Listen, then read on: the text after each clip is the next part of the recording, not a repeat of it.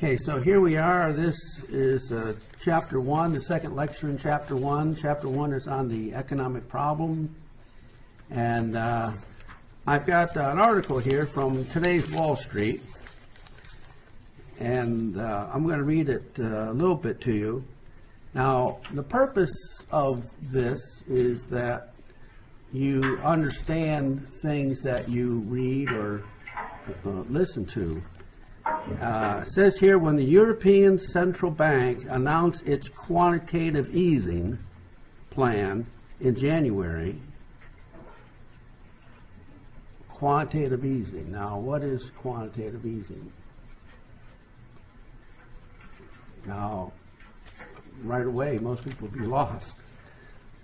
Now, what quantitative easing is when the Federal Reserve creates new money to buy bonds.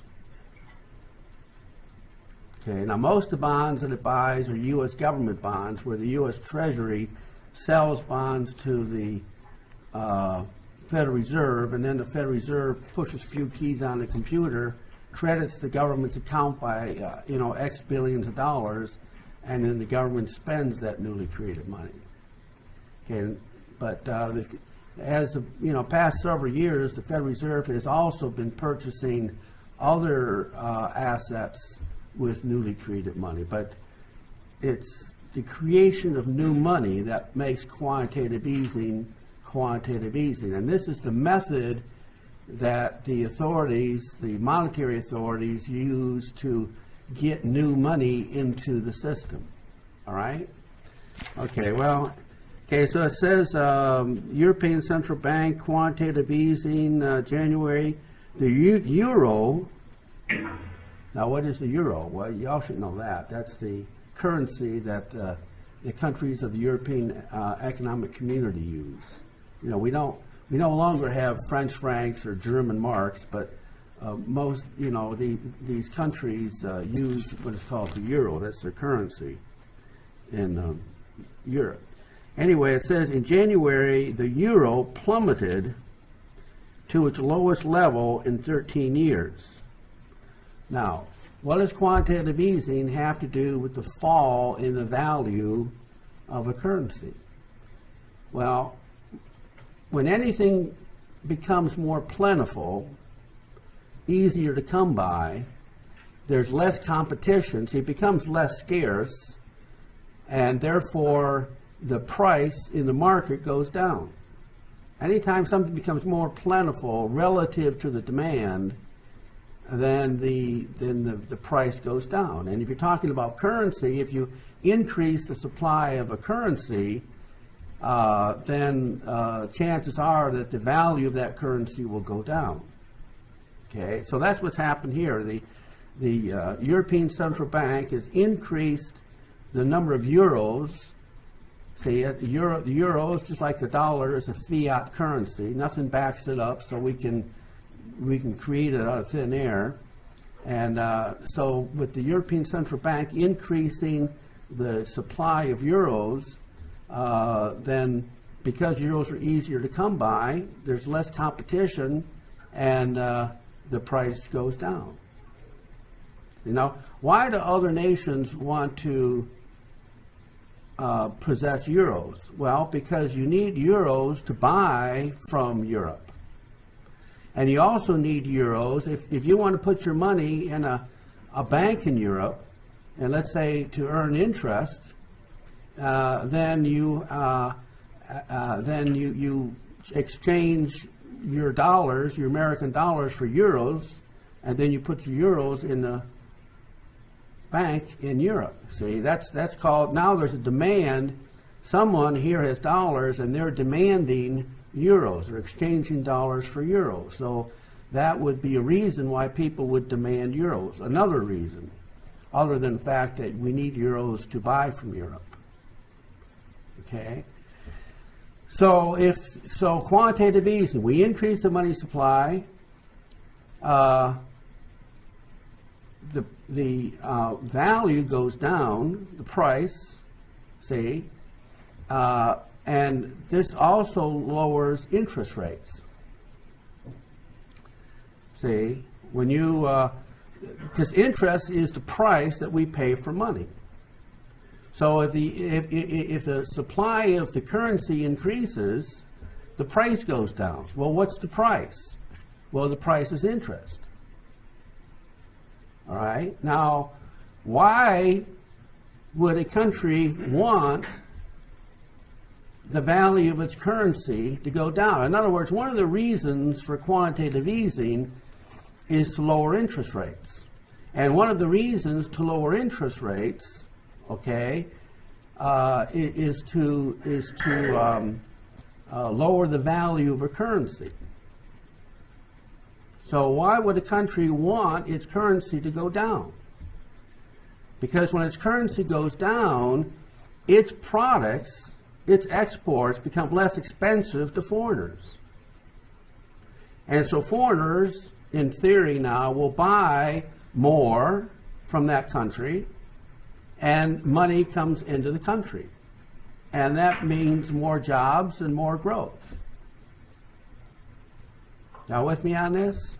See, countries want the values of their currencies to be low, to go down, because that's what generates growth. More money comes into the country as a result. See, as the value goes up, then the exports of these countries become more expensive to foreigners, so foreigners buy less from these countries, and therefore we get more unemployment and slower growth. So a high-value currency is bad, a low-value currency is good. Now it says here, 1 year later, the euro is back where it started. Now that is a profound statement. All right, and the reason it's a profound statement is that ultimately, as you'll learn, Mr. Market is going to get his way. You can't thwart the market, at least not for long.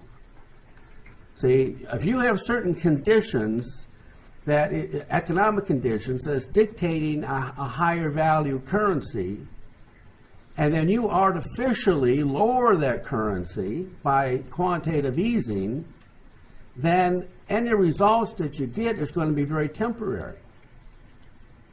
Because ultimately, the system is going to, the market is going to reassert itself, and like in this case, we're right back where we started. You know, you can, what it's saying here, it says 1 year later, the euro is back where it started. So a year ago, the European Central Bank practiced quantitative easing. The value of the euro went down, you see, and but a year later, it's like they never did anything. Why? Well, because it's always, when you try to influence the value of your currency through quantitative easing, it's always temporary, especially if you consider the competition, which is something we call a currency war. See, country A lowers the value of its currency through monetary policies, but that hurts country B. So what does country B do? Well, country B lowers the value of its currency, and then that hurts country C and D. So what does country C and D do? Well, they lower the value of their currency through monetary policies. You see what I mean? And that's what's called a currency war. And who wins a currency war? Nobody. In fact, everyone ends up losers, because all this does is it disrupts the normal flow of the economy. Now you're already, I mean, if you understand what I just said, you're already more knowledgeable than most policymakers in the world, all right? Because I think most policymakers don't quite understand this. Of course, most policymakers are short-run thinking. Even if they did know it, you know, all these decisions are politically motivated, and politicians, you know, can't think beyond like next week or next month.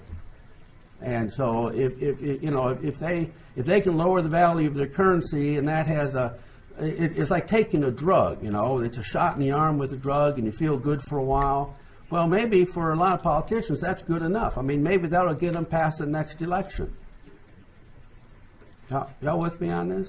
But just like taking drugs, it eventually it will, cause great harm to the person.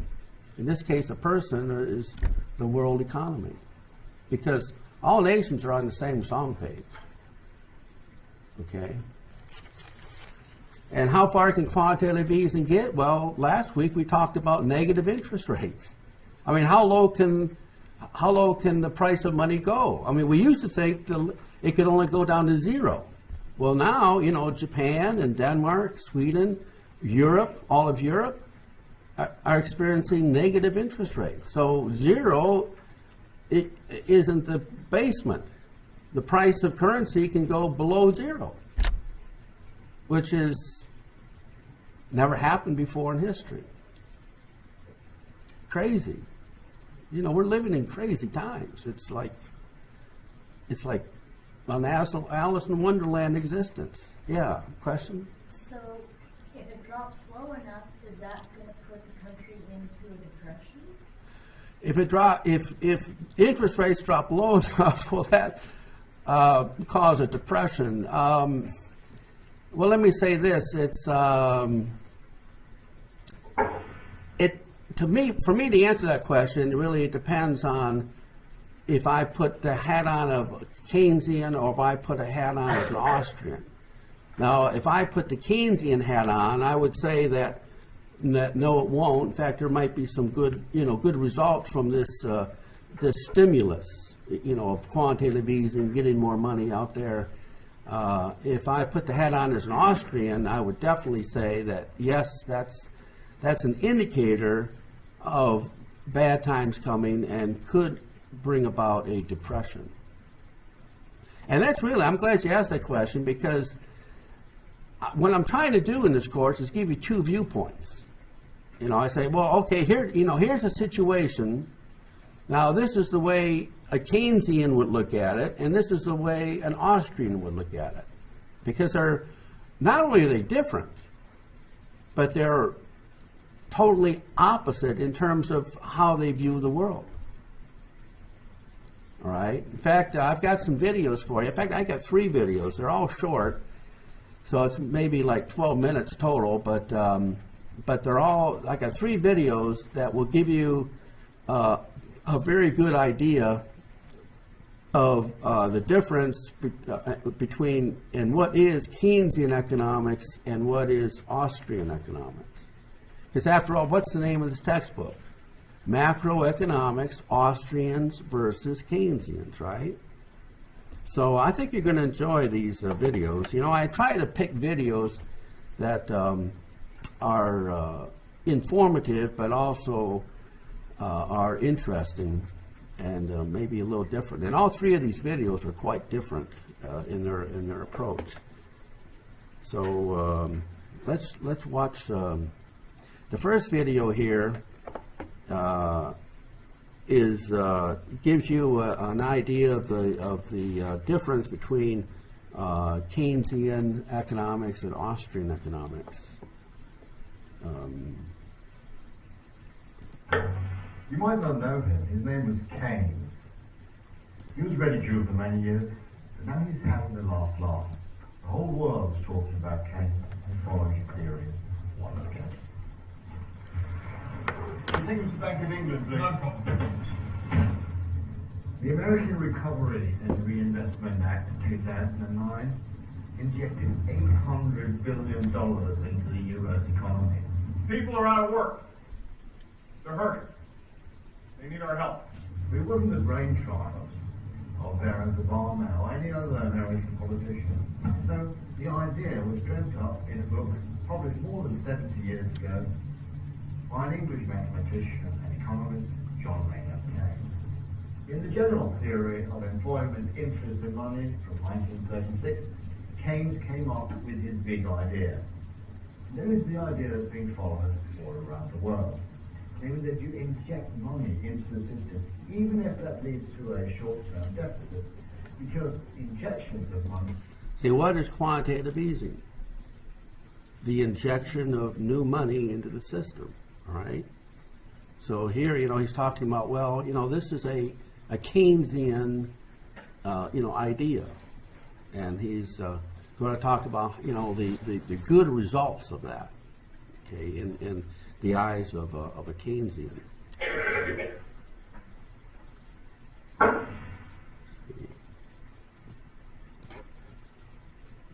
Into the economic system, stimulus packages and the like, will stimulate the economy, stimulate growth. So by stimulating the economy, you create what Keynes called a multiplier effect. $100 spent would lead to a growth of several $100s.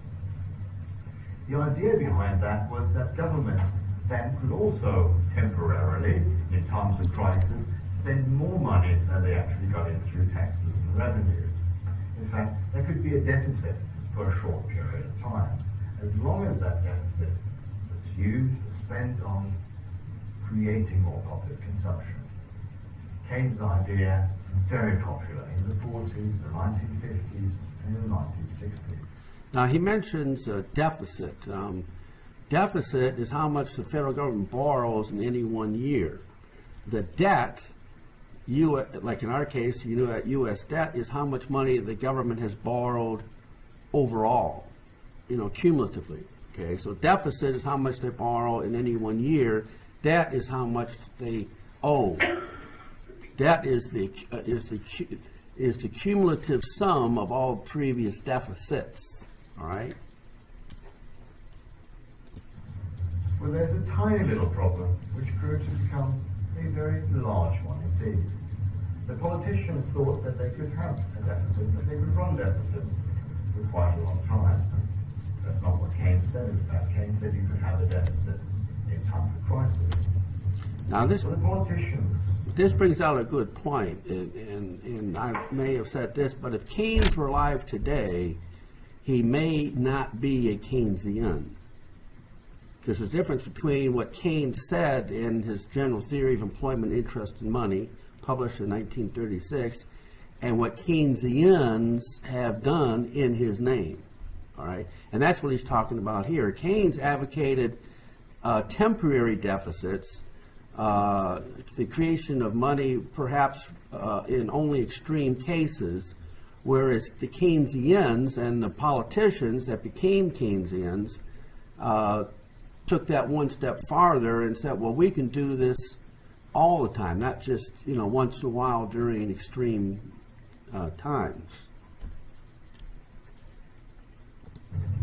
In the prosperous 1960s, kept running deficits, and these deficits grew out of control. So in the 1970s, and other people started to blame John Maynard Keynes' theories for having led to economic ruin and crisis. Other ideas came up. The new kid on the block was Milton Friedman, an American economist, who argued that stimulus packages should be abandoned altogether.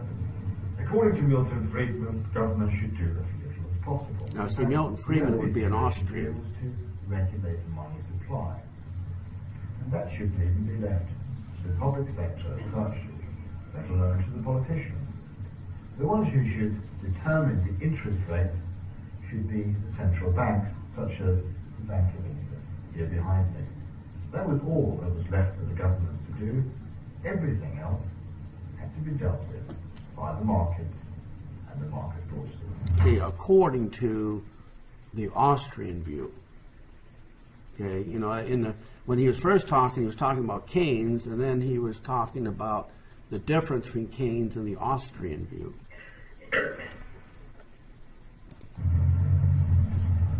So these ideas, proposed by Milton Friedman, reigned supreme for 30 years.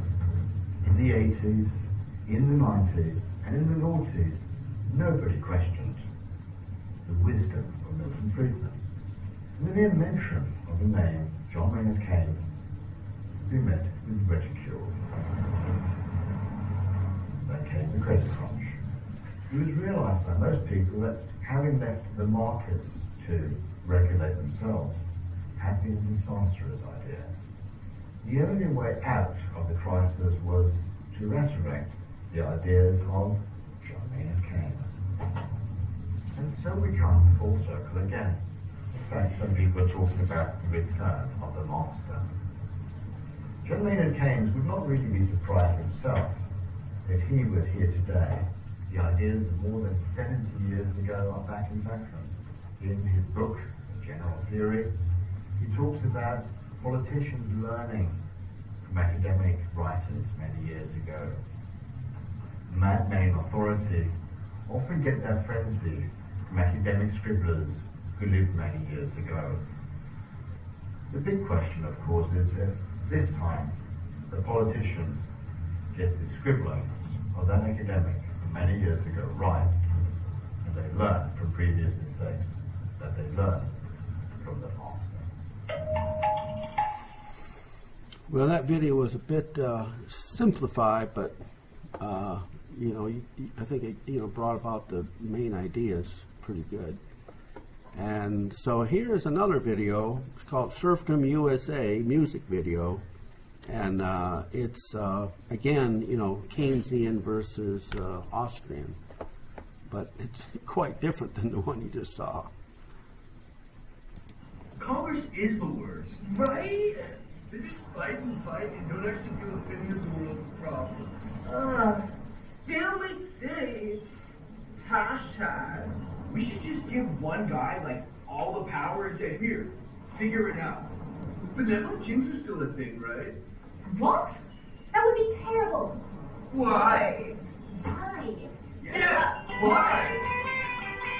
If your leader has a vision, and one thing's done his way, then everybody be certain.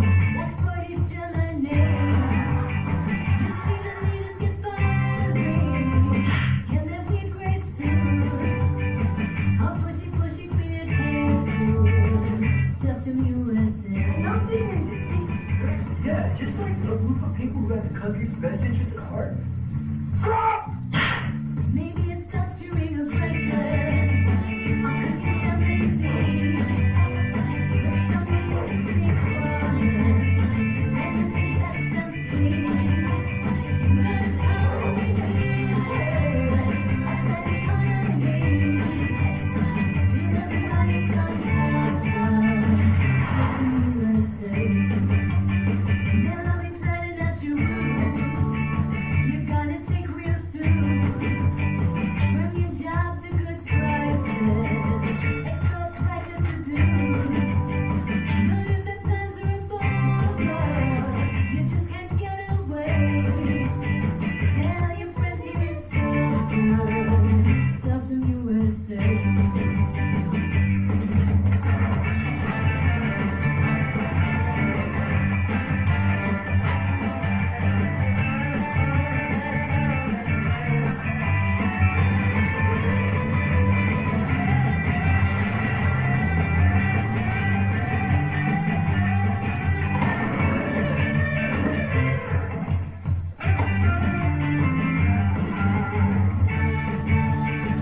Serfdom USA. Not always so great when you leave your decisions to other people. But can you tell us about subjective value, marginalism in price theory, and the economic calculation problem? Here. Just read this. Dude. Serfdom USA. Serfdom USA.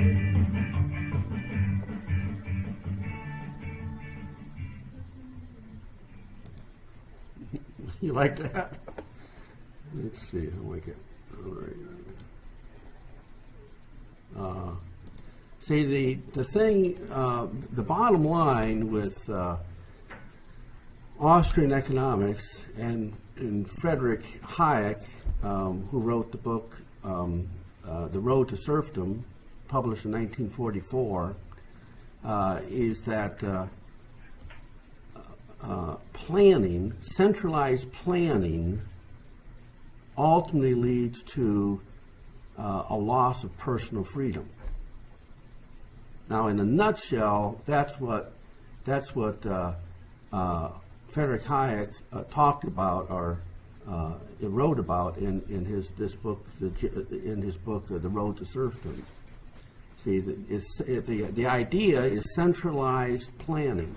See, what is a serf? A serf, it was a person in the Middle Age who had no personal freedom, who owed everything to the lord of the land. And so the book is called The Road to Serfdom. Well, what is the road? The road is centralized planning. Now, that centralized planning could be one system or another system, but you can have different systems and still have centralized planning. Okay?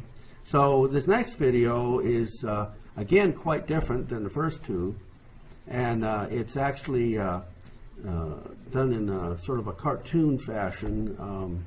There's only no voice, it's only music. But it'll give you the essence of Austrian economics, okay?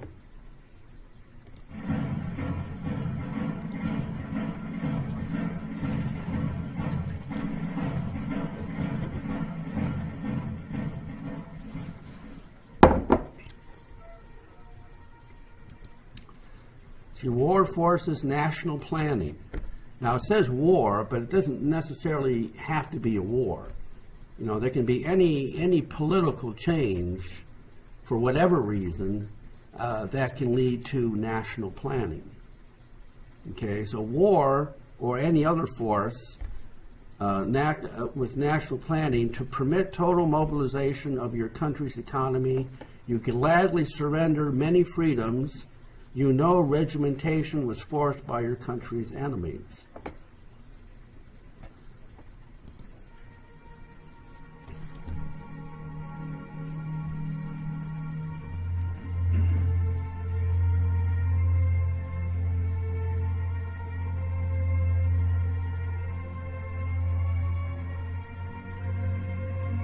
Many want planning to stay. Arguments for a peace production board are heard before the war ends.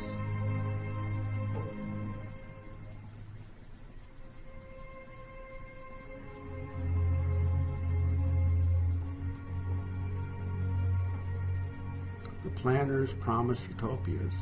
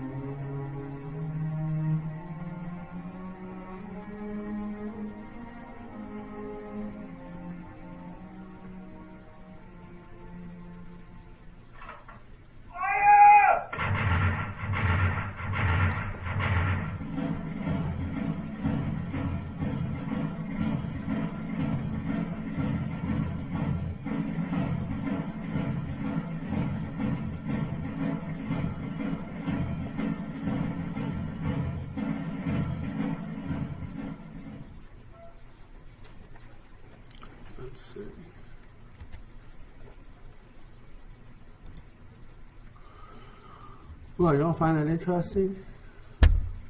You see, what is a national health care law? It's planning, right? And do we as citizens have any choice but to buy insurance? See, in order for the plan to work, what's necessary? You have to, some way, force people to participate in the plan. See? And that's what, now I'm not saying that national health care law is a bad idea. What I'm saying is that it's an example of planning. Or what would be a national minimum wage law? Well, again, planning. See, instead of the market determining wages, you would have government planners dictating wages. And again, I'm not saying that a minimum wage law would be a bad thing. I'm simply saying that it's an example of planning. And now remember, we got two different viewpoints here. And I'm trying to give you both viewpoints. There's the Keynesian view and there's the Austrian view. Okay? So any questions about any of this so far? Over there at the mall? No? Okay. All right, well, let's get to these slides then. And I'll turn my MP3 player on. Let's see. So here we are. This is the second lecture, chapter 1 on the economic problem. And we're back to the PowerPoint slides. And I'll put this, let's see, slideshow and let's see, from current slide. Now, what is the economic problem? The economic problem that all economics revolves around is that we live in a world of scarce resources. And yet people have unlimited wants and needs. So how do we meet their needs in this world of scarcity? So we live in a world of scarce. Now, in economics, as we learned last time, what does scarce mean? Scarce does not mean rare or hard to come by. Okay? Scarce means that there is not enough for everyone who wants it for free. That's what scarce means.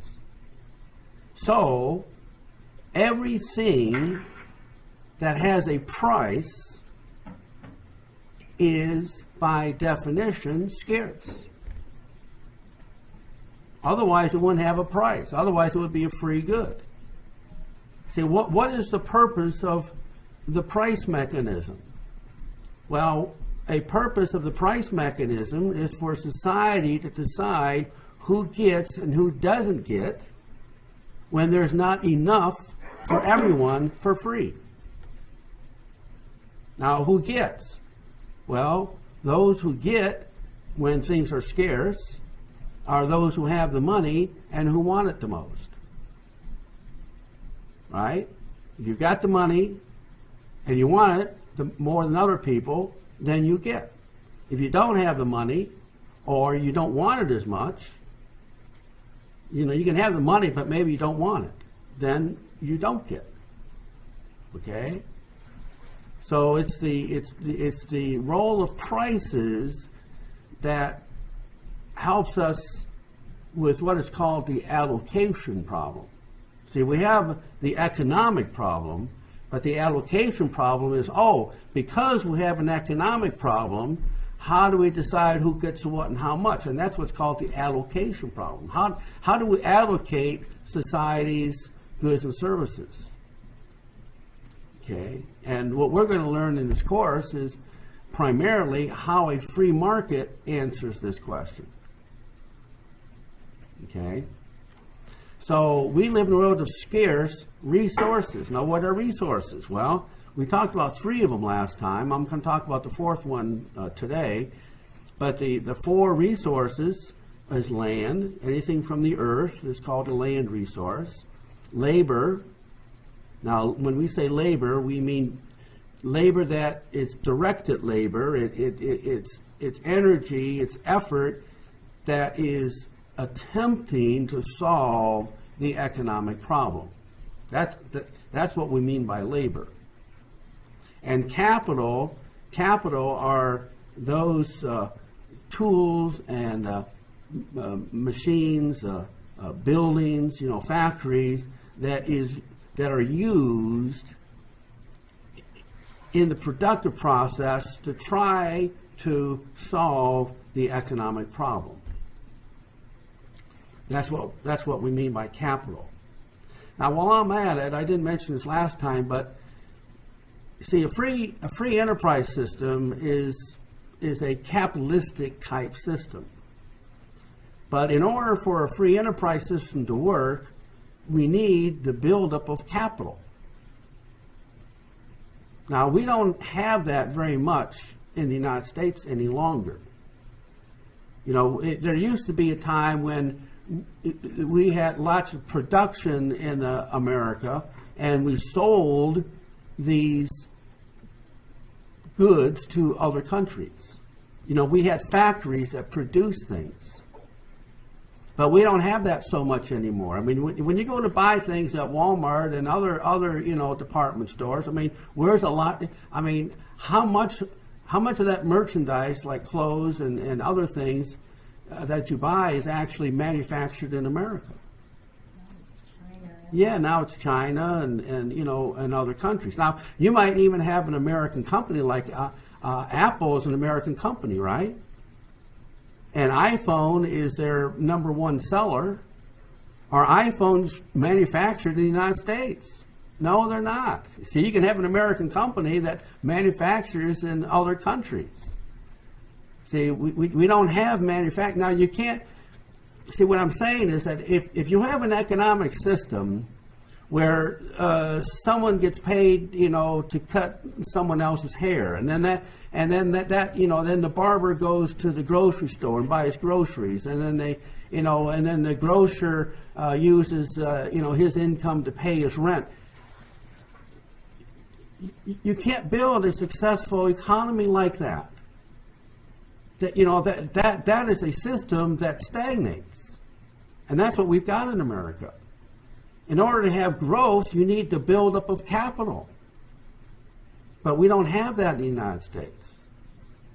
And that's one reason why we're just treading water economically. Okay? In a capitalistic system, you need the buildup of capital. And we don't have that in America.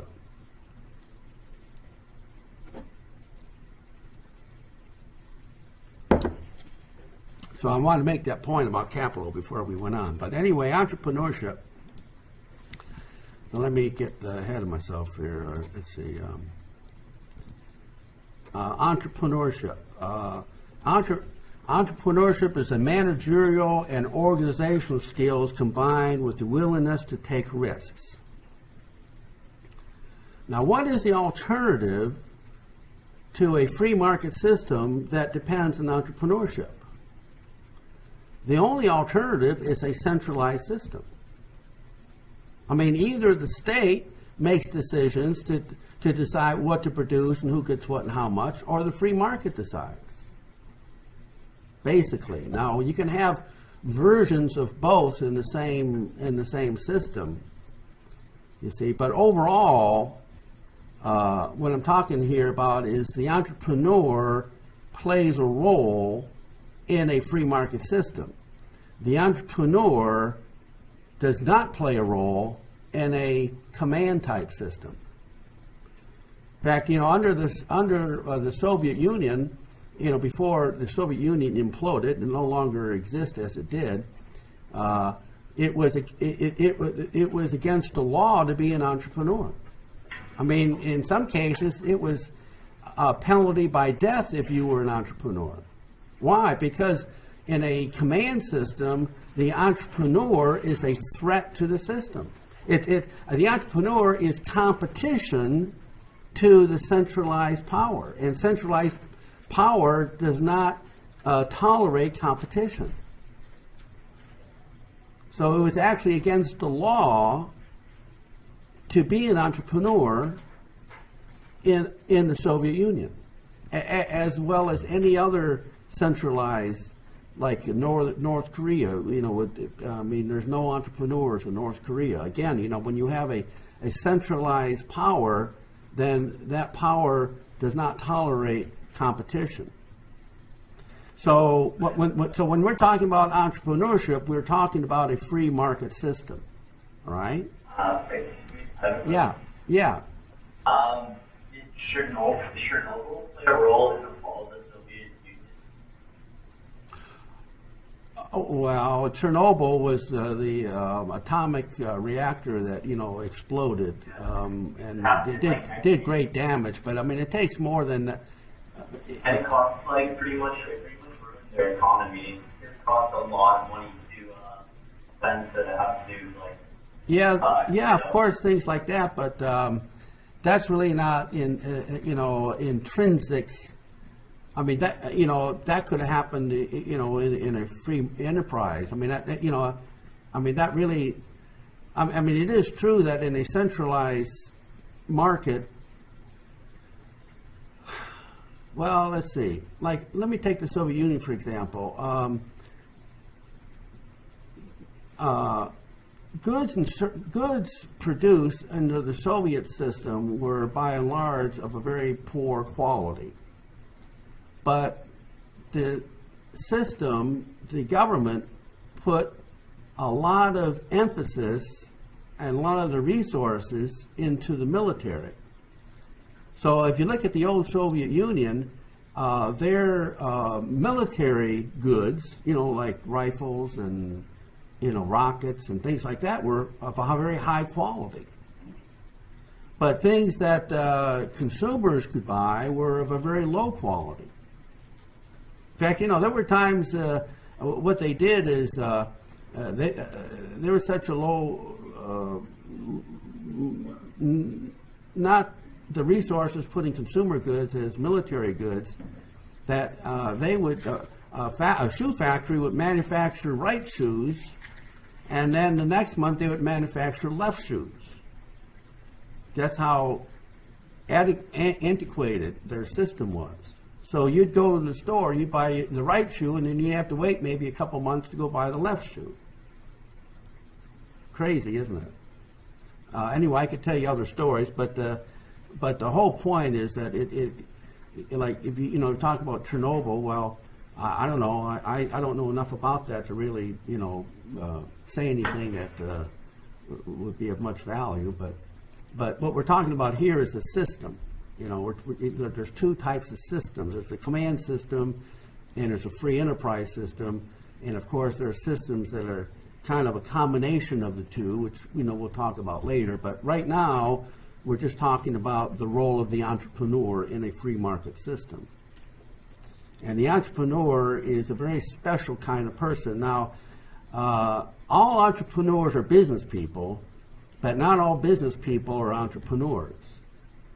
All right. For example, you can have a president of a company, like the president of General Motors, and he's perhaps a very successful business person, but is he an entrepreneur? Well, maybe yes and maybe no, but not necessarily an entrepreneur. Most leaders of corporations are simply managers, but they're not really entrepreneurs. Now, you can have, take Steve Jobs, for example, with Apple Computer. Now there's an entrepreneur, okay? Or Bill Gates, with Microsoft. There's a real entrepreneur. So that's what we're talking about here, entrepreneurs. Now, what are the characteristics of entrepreneurs? Well, see, what I'm going to show you is that you all, by the very fact that you're here, you're demonstrating many of the characteristics of entrepreneurs. Okay? For example, entrepreneurs have a dream. They have a vision of what they want in the future. Now, why are you here? You're here because you have some idea. You might not even crystallize exactly what it is that you want to do in the future, but you want something something more than you've got, right? That's why you're here. You want something in the future that's going to be promising. I mean, you don't want to simply flip burgers at McDonald's all your life and trade hours for dollars. See, now some of you know exactly what you want. Some of you, you want to be a nurse, or you want to be a doctor, or you want to be a lawyer. You want to be an Indian chief. I mean, it's, you've got a crystallized idea, but you've got a dream, and that dream propels you through life, and it propels you through all the obstacles that you're going to encounter as a college student.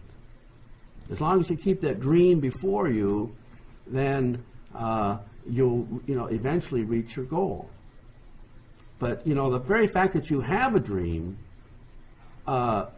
it puts you in the minority, really, in terms of the population. Most people don't have a dream.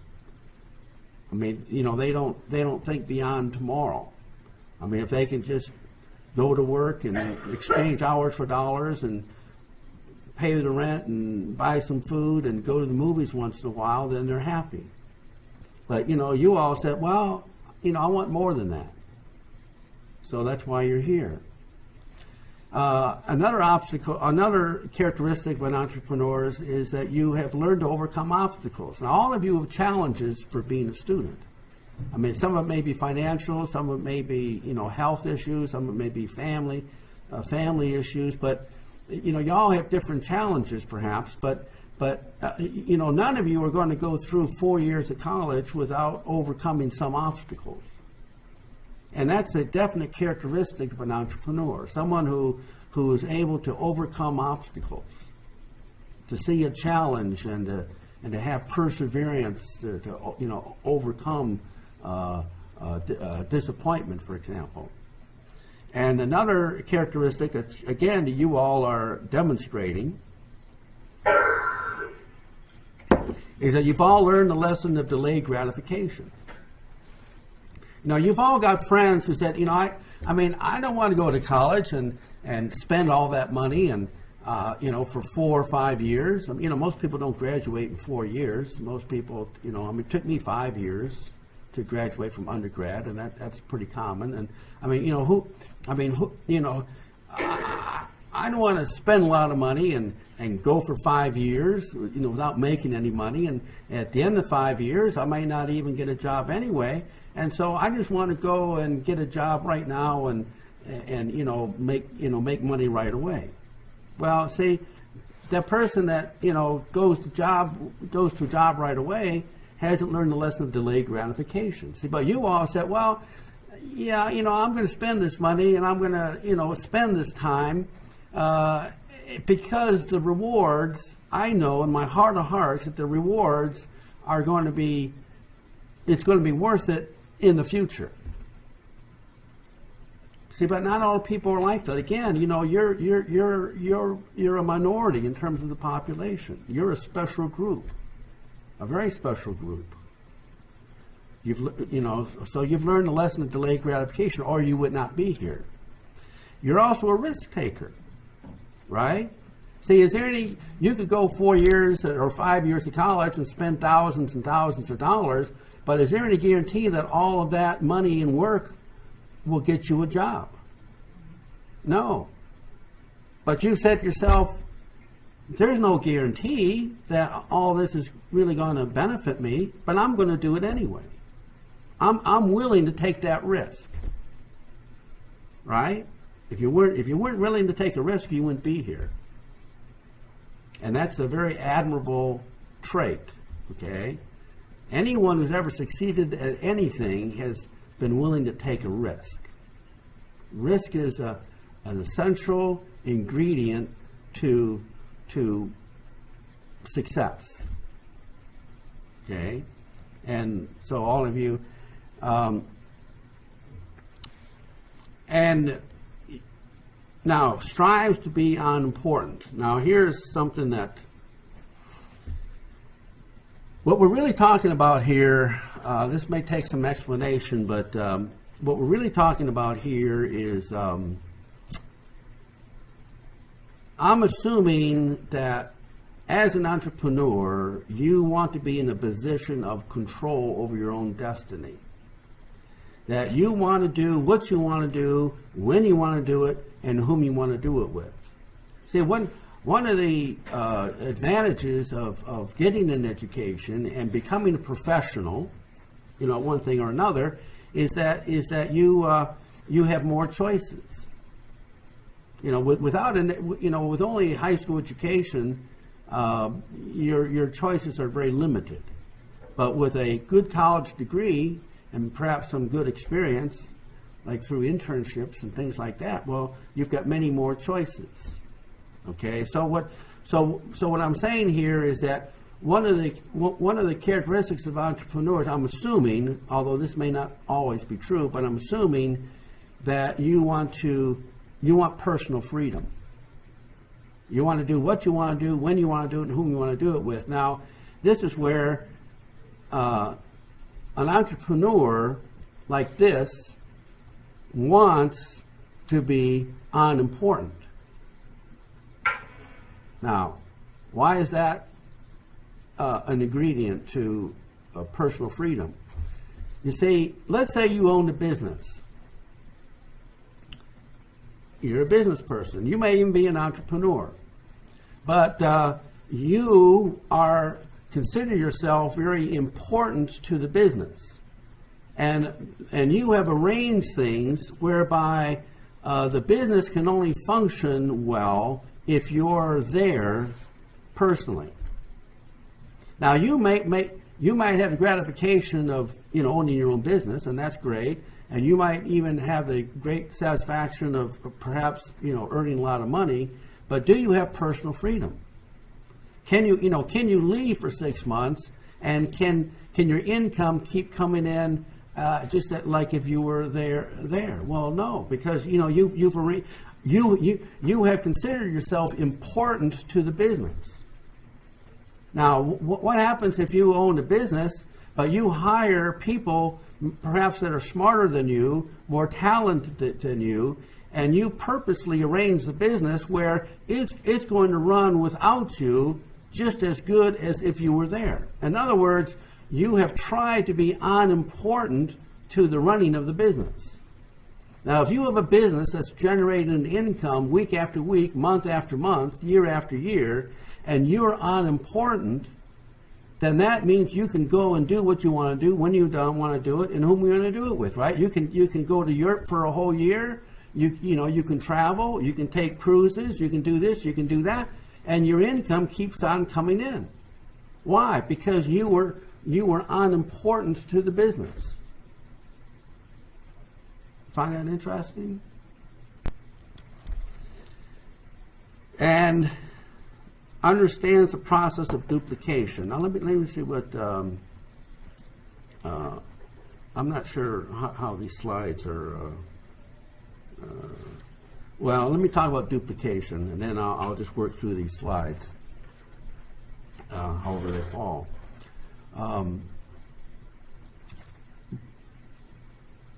Duplication. The source of all wealth building.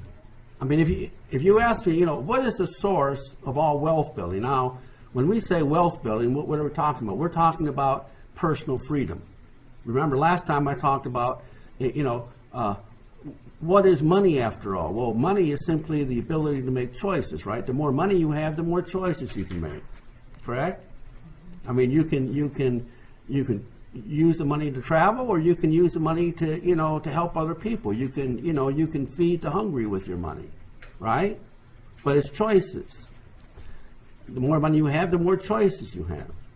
So the way to have that kind of personal freedom is through the process of duplication. Now, what is duplication? Duplication is, well, let me ask you this.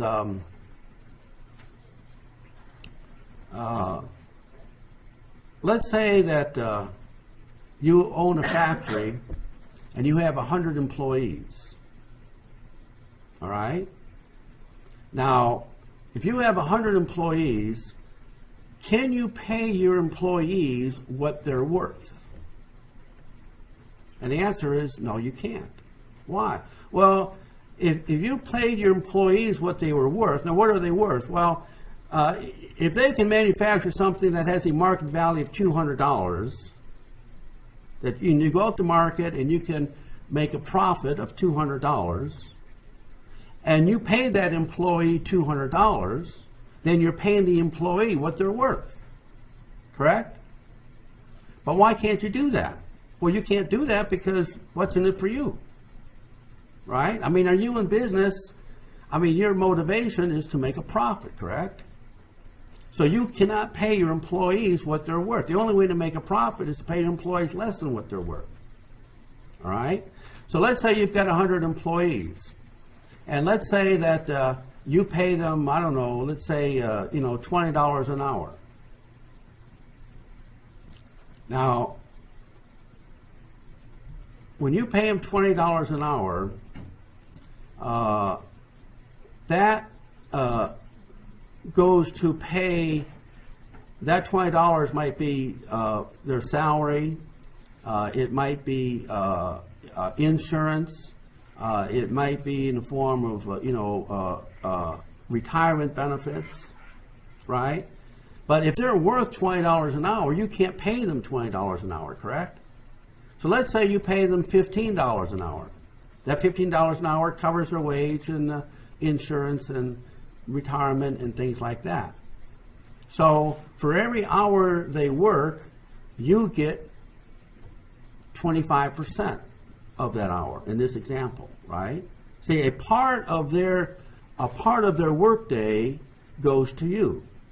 So you are duplicating yourself through your employees. See, it's just like you were there working,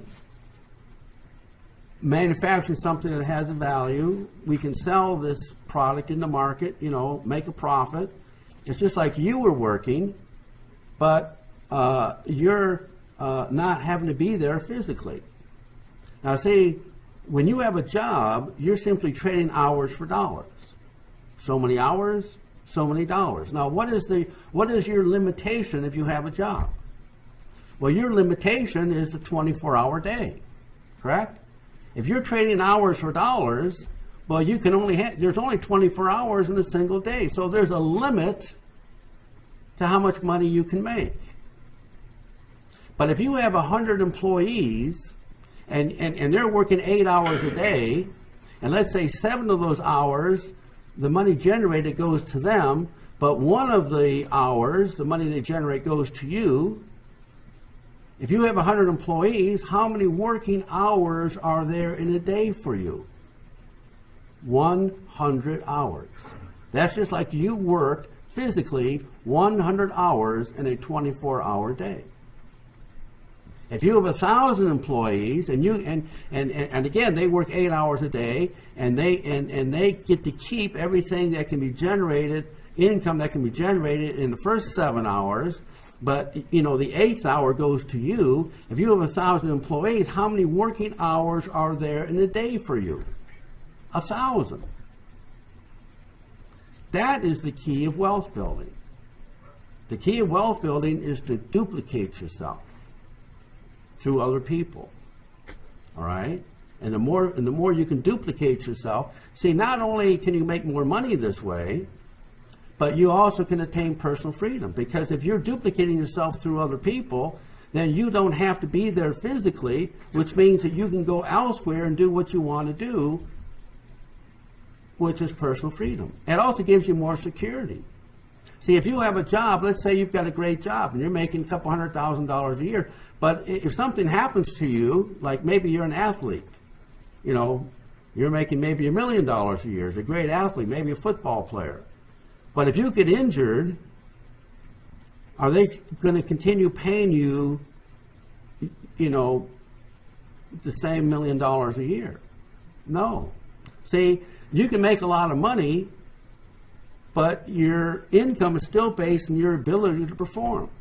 But if you are making your money through the process of duplication, then you've got more security, because even if you get hurt, even if you spend a year in the hospital, your income still keeps coming in because your employees are still going to work. I mean, if you go take a vacation in Europe for a year, your employee is going to say, "Oh, well, now he or she is gone, and let's just take off the time ourselves." Well, no, they're going to keep on working. They may not even know you're gone. You see what I mean? So you've got more. If something happens to you, if you've got a job and you become injured, or if you die, well, your income stops. But if you've got a company that's generating an income through the process of duplication, then even if you die, your family still can reap the rewards of that business, correct? So when you duplicate yourself, you can make more money, have more free time, and have more security than anyone who's simply trading hours for dollars on a job. Does this make sense? Now, one of the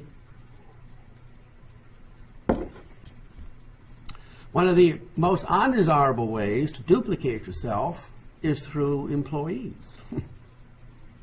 What's the problem with duplicating yourself through employees?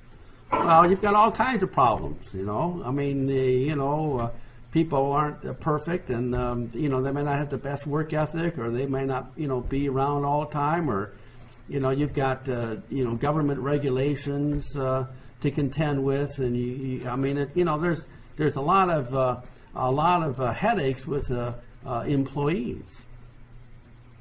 But how about if you put your money in apartments? How about if you had 1,000, well, let's say 100, although you could have 1,000, but let's say you had 100 apartments. Now, when those people pay rent, what do they have to do? They have to work somewhere, correct? They got to have a job. So a little bit of what they make in a day, right? A little bit goes to you in the form of rent. So you are duplicating yourself through your renters. But now this is a lot better than employees, although there are still headaches with rental property. But you don't have to. You don't have employee issues. You don't have government regulations and taxes and all of this and all of that. So maybe. Duplicating yourself through renters is a better way to duplicate yourself. Or maybe the best way in normal times would be, now I say normal times because interest rates are so low today that, interest rates are only low because the monetary authorities have kept them low. They would not be this low in a free market. See, we don't have a free market in terms of banking. It's a controlled market, okay? In a free market, interest rates would be a lot higher. So how about if interest rates were determined by the market, and you could get maybe 8 or 9% on your savings? So you put your money in the bank. Now this is a sweet deal, especially if you build up your savings, because your bank takes your money. They lend it out to people. Now, what do those people have to do to pay the bank back? They have to work, correct? So a part of what they earn, it goes to the bank, but then the bank pays you. Now, what happens if the bank lends out all your money to different people, and those people don't pay the bank back? Does the bank come to you and say, "Oh, well, look, we took your money, we lent it out, but they didn't pay us, so we can't pay you"? No, the bank pays you your interest anyway, right? Unless you have a bail-in, right, where a bank will confiscate savers' money. But other than that, the bank pays you. Well, now notice here that you're duplicating yourself through other people, but you don't know who those people are.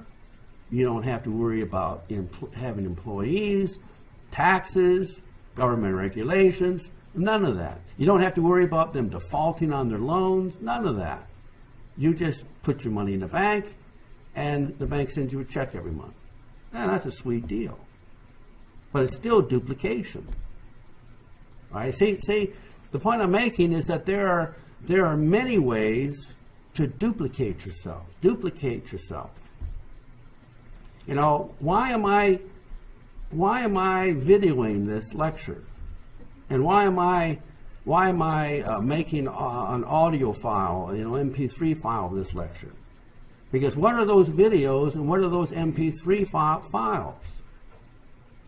So I'm duplicating myself, right? See, I'm duplicating myself through the technology, which means that I can accomplish a lot more with a whole lot less effort, to tell you the truth. Okay? See, it's a thought process. It's an attitude. Okay? So it's not just making money.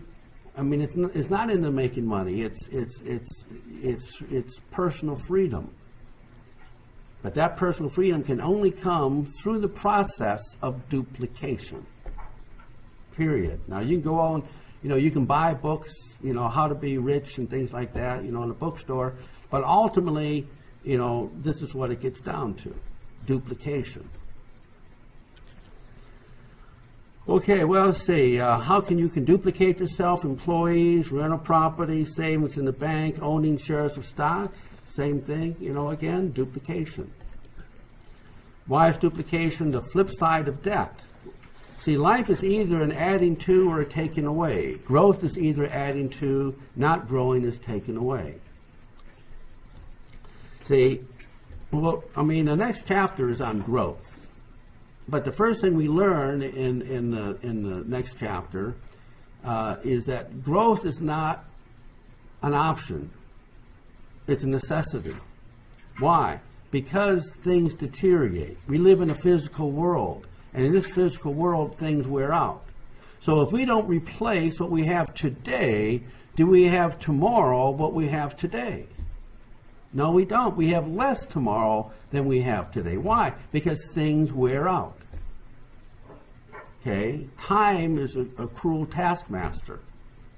All right? So the point I'm making is that either we're growing or we're dying. Either we're going forward or we're going backward, but we don't stand still. See? So life is either an adding to, like the buildup of capital.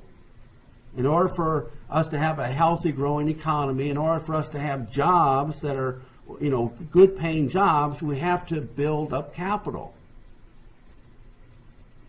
Machines, tools, factories, new businesses, that's building up of capital.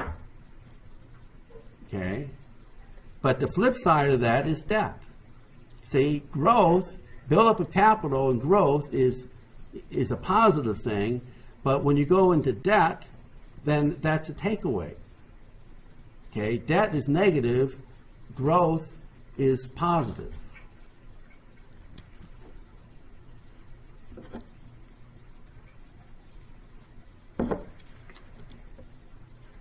And what are two basic laws of entrepreneurship? Now this is kind of interesting. The first law is, whatever you have, you will be given more, and what you do not have will be taken away. Now, does that sound like a riddle? Whatever you have, you'll be given more, and whatever you don't have will be taken away. Now, let me give you an example, because all of you really know this, but you don't know you know it. All right? Now, let me give you an example. And this is economics, right? It's not a philosophy class. You want to buy a new car. And so you go shopping. And you find the car that you want. It's $25,000. And you've got $25,000 in your checking account. So you write a check out for $25,000. Now, how much did that car cost you? Or what was the price? I shouldn't use the word cost. That's a business term. But what is the price of that car? $25,000. Correct? All right. Now, if you have, let's say, when you had that $25,000, you put it in the bank. What did the bank do? Well, normally they would pay you interest. Now, if you talk about Japan and Europe, where they got negative interest rates, again, we live in this crazy world. But normally, under normal conditions, even in America now, you get a little bit of interest. You put your money in the bank, the bank pays you. Why did the bank pay you interest? Because you had money, right? You went to you bought a car, $25,000, $25,000. You had your money in the bank gave you money. Correct? See, the bank gave you money because you had money. Correct? Now, let's say you want to go buy a car, $25,000. You don't have $25,000. What do? You borrow the money, correct? Now, if you take interest, let's say you finance it over 3 to 5 years, that $25,000 car may cost you $30,000, correct, in interest. Now, why did you have to pay money? I mean, not only the $25,000, but why did you have to pay the extra $5,000? You had to pay because you didn't have money. Because you didn't have the money, what was taken away from you in interest? Money. See, if you have money, what is given to you? Money. If you don't have money, what's taken away from you? Money. Now, y'all find that interesting? And the other law of entrepreneurship is, oh boy, I'm running out of time, is whatever you give away, you keep, and whatever you keep, you lose. Whatever you give away, you keep, and whatever you keep, you lose. Now, you all know this because you're here in this college course, correct? Is there any guarantee that you're going to get your money back? No. All right? So you are essentially giving your money away because there's no guarantee, correct? So you are giving away money because you're a college student. And you're also giving away time, correct? Because maybe you would rather do other things than be in this lecture. Maybe you'd rather do other things than study for a test. But you say, no, I'm not going to go do that which I would rather do, but I'm going to give away my time and study for this test. Now, why did you do that? Because you knew that by giving away money and giving away time, what are you going to get in the future? Money and time. I mean, why are you here? You're here because you expect to have more money and more time, meaning free time, to do what you want to do. You know, professional has more free time than a laborer, right? See? What is it? Well, you know, what is it that you want in the future? You want more money and more time. Correct? So what did you have to give away to get that? Money and time. Whatever it is you give away, that's what you keep. But if you've got friends that say, no, I don't want to go to college, I just want to flip burgers at McDonald's, I'm unwilling to give away money and time. Now, statistically, what is their income compared to your income over your lifetime? See, their income is going to be a whole lot less. Why? Because they're unwilling to give away money and time. Y'all find this interesting? See, and all of this is that we're talking about entrepreneurship. Well, unfortunately, we've run out of time, but I almost got through this. I talked about paying yourself first and the richest man in Babylon before, and the millionaire next door I talked about. Anyway, let's call it a day. And now what are y'all going to do for next time? Read chapter 2, correct? So I'll talk to you next time. See you next time.